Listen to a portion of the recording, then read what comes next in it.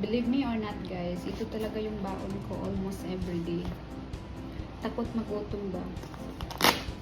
So, i-unpack na natin. Pero sa totoo lang guys, yung trabaho ko dito lang din sa kapitbahay ko. Sobrang lapit lang, hindi nga umabot ng 1 minute. So, ito guys, pakita ko sa inyo. Ito yung snacks ko guys. Ito ang aking snacks. Ito yung aking strawberry, 3 piraso lang.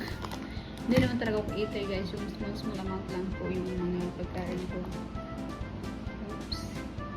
Ito ang aking light soy sauce. Ang baon ko pa yan. Ito ang aking skyflakes. Ito ang aking sweet and spicy jam. Ayan. And ito ang aking roasted seaweed sandwich. My goodness, parang pakaluro pa. Ako talaga nagutom. Ito ang aking guys, ito ang aking pickled cucumber. Ito ang aking mango to tawag o whatever.